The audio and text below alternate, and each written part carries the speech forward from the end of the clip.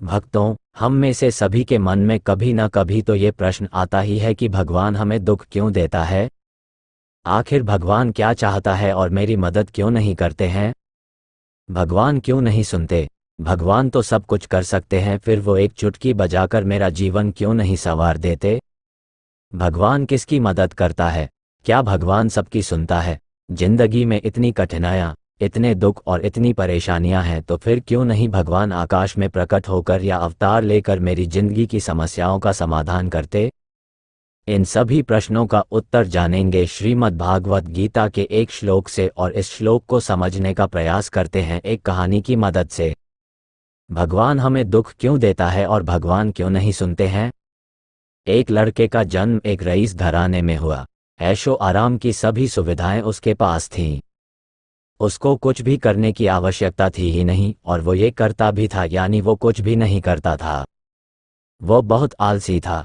उसको बचपन से काम करने की आदत ही नहीं थी।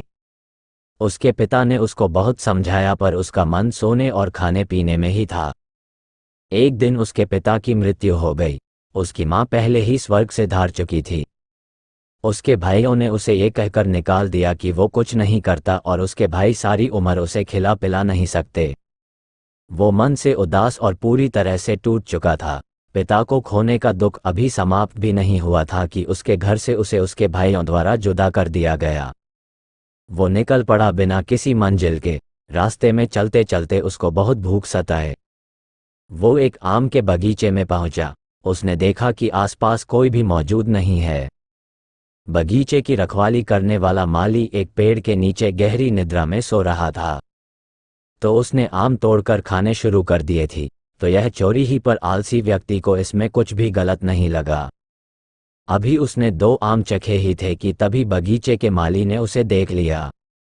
माली उसके पीछे डंडा लेकर भागने लगा, और आलसी व्यक्ति ने माली के हाथ में छड़ी देखी और वो भाग निकला जंगल की ओर। जंगल बहुत ही घना था। इतने बड़े जंगल में जंगली और खतरनाक जानवरों का होना स्वाभाविक था, और आलसी व्यक्ति ने सुबह से केवल 2 आम ही खाए थे। वो भूख से तड़प रहा था। उसने देखा कि जंगल में कुत्ता है। उसने देखा कि उस कुत्ते की 2 टांगें हैं। वो कुत्ता धीरे धीरे 2 टांगों पर चल पाता था। आलसी व्यक्ति उस कुत्ते को देखकर समझ नहीं पाया कि यह कुत्ता जंगली जानवरों के बीच जीवित कैसे रह गया, क्योंकि वह तो बेचारा चल भी नहीं पाता था। इस परिस्थिति में इस कुत्ते का जीवित रहना अपने आप में किसी अजूबे से कम नहीं था। आलसी व्यक्ति यह सब सोच ही रहा था कि उसने एक शेर की दहाड़ने की आवाज को सुना, और आलसी व्यक्ति इस दहाड़ को सुनकर घबरा गया।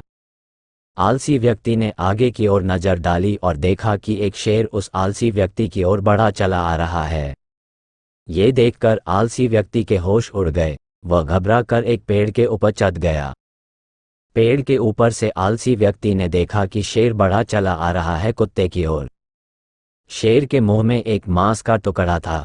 शेर के डर से सभी जानवर भागकर कहीं छुप गए, पर वो 2 टांग वाला कुत्ता सक्षम नहीं था भागने को। वो बेचारा तो ठीक से चल भी नहीं पा रहा था।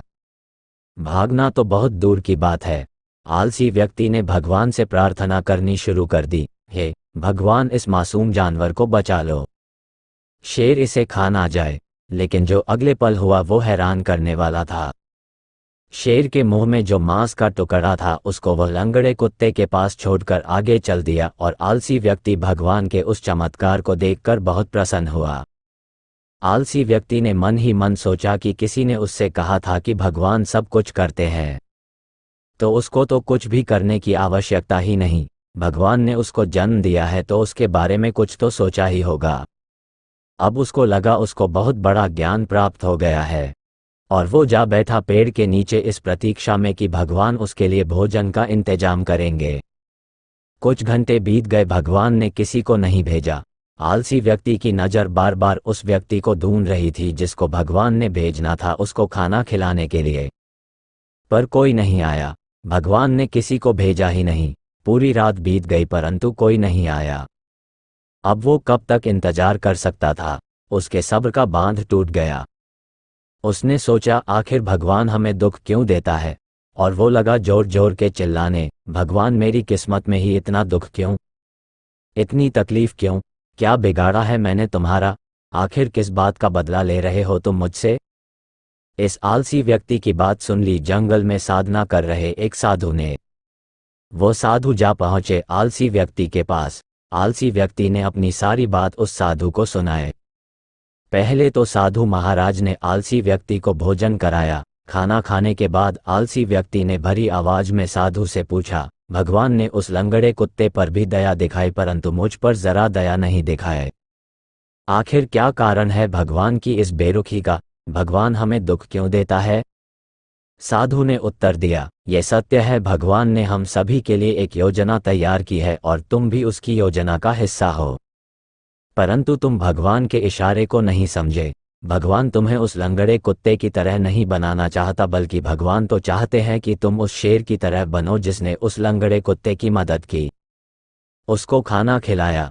सच यही है कि भगवान भी उसी की मदद करते हैं जो स्वयं की मदद करता है। श्री कृष्ण जी ने भागवत गीता के 3 अध्याय के 8वें श्लोक में कहा है, कर्म न करने से कर्म करना श्रेष्ठ है। यदि तू कर्म नहीं करेगा तो शरीर का रिवाह भी नहीं होगा। भगवान हमें दुख क्यों देता है? भक्तों, सच यही है कि अर्जुन को भी अपना युद्ध स्वयं लड़ना पड़ा था। हाँ, भगवान अपने भक्तों की मदद जरूर करते हैं। कर्म तो भक्त को ही करना होगा, जैसे अर्जुन ने अपना कर्म स्वयं किया था। इसी प्रकार की वीडियो देखने के लिए कमेंट जरूर करें और चैनल सब्सक्राइब जरूर करें। राधे राधे।